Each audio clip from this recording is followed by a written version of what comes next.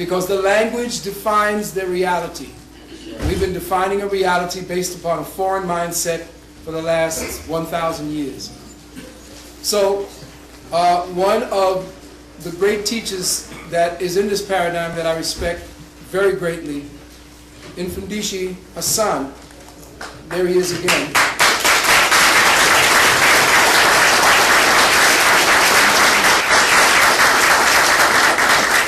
He and a lot of the brothers and sisters that are involved in bringing Kemet back into the hearts and minds of our people as a foundation, as a classical language, and as a classical reality. I mean, they talk about the Greeks, and the Greeks were children sitting at our feet.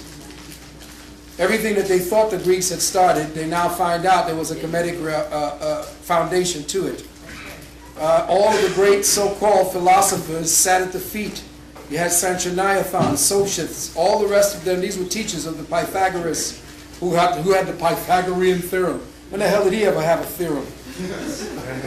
He now comes in, and all of the information now is coming back to Kemet. And everybody who feels that they can claim our legacy is coming back. And every white person I know was a priest in Kemet. Everybody I meet, you're European or Caucasian, you know, I had a dream, and I did a research, and I was a priestess in the temple. Why not the janitor? Why not the fucking cook? Why are you always a priestess in the temple? That's because they want to define themselves, and they're constantly defining themselves, looking at their teachers and their fathers and mothers. The children have taken over, and they've turned our place, our earth, into an asylum for insanity. It is time for us to reclaim the Kemetic peace that comes with the symbolism that we learn. Once our children see our ancient ancestors' communication symbols, they begin to calm and quiet. Why is it that the Hebrews can talk to their children? Why is it that Jews can talk in their own second languages? The people who speak Spanish don't speak their own language, so don't even try it if you're Puerto Ricano or anybody, any of the islands where the Spanish were your conquerors. I'm talking about going back to your Olmec Mayan roots and speaking that. Going back to your Kemetic roots and speaking the tongues of your language of your ancestors, so that you can flip the switch to your consciousness once the language vibration begins to entrain your DNA. You begin to communicate with them. So what the brother has done is to put together a two-day program where the master teachers are going to come together to speak about the importance of reclaiming the Kemetic language and to teach our children the ancient Kemetic language of Medu Neter as a second language, so that when they're walking down the street speaking the Medu Neter, can't no cracker with no police and none of them understand what the fuck they're talking about.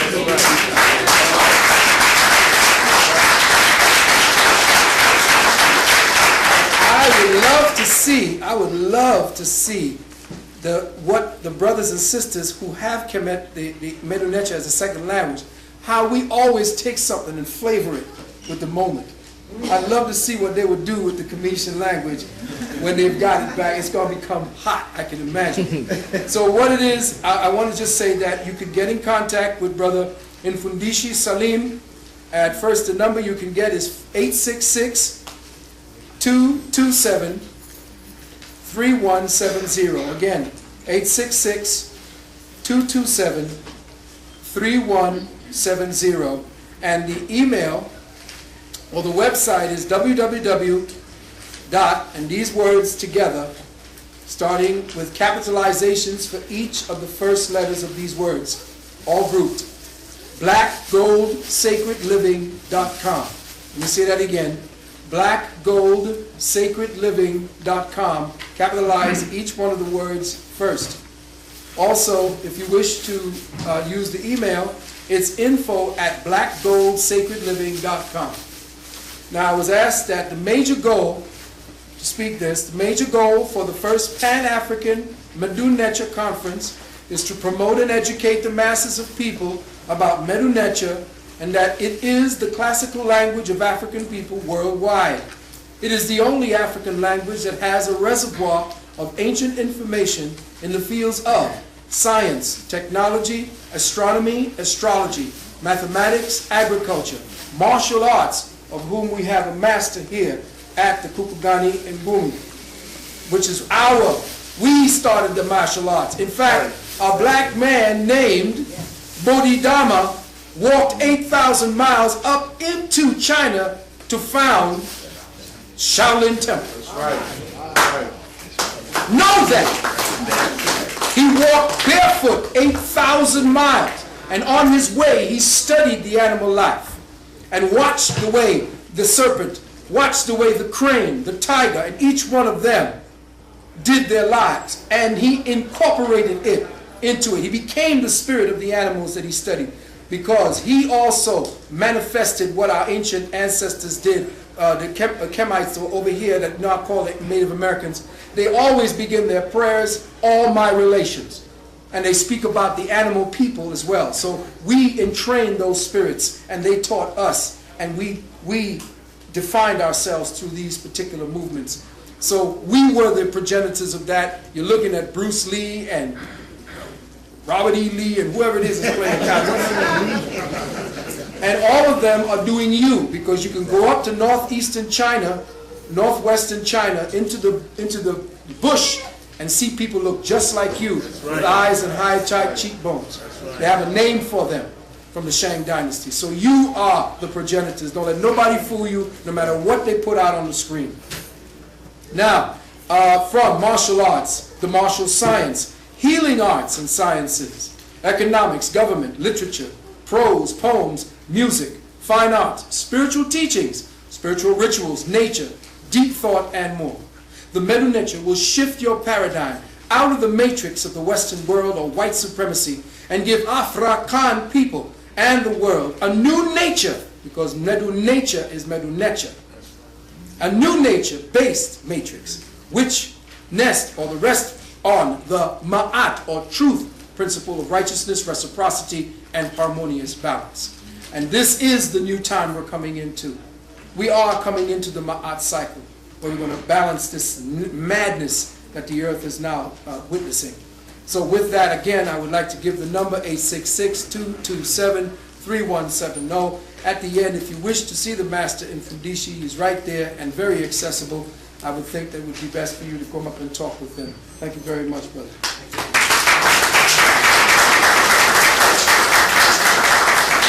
And staying true to the Ma'atian principle, I'm going to introduce a queen sister who has been a confidant and a teacher to me as well, and one who I know has the oracle.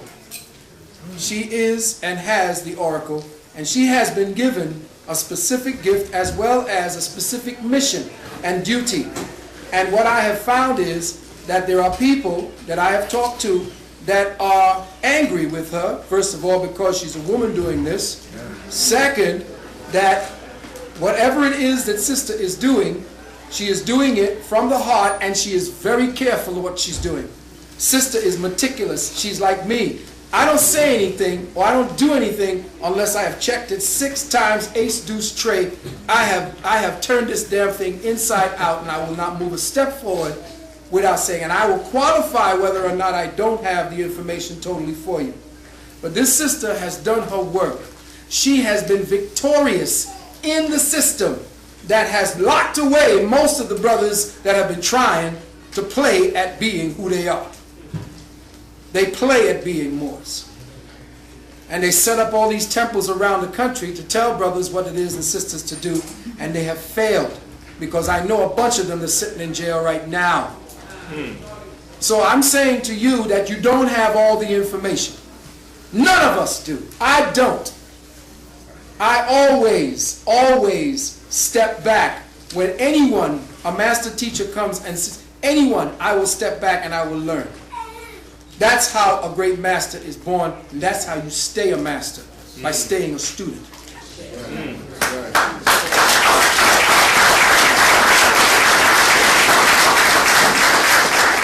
First of all, I want to also give a shout of recognition to one of the brothers out here who has been forwarding the Kemetic legacy through the young brothers in the nation of hip-hop. Brothers and sisters, please give a warm welcome and appreciation to Brother Africa Bambata in the back.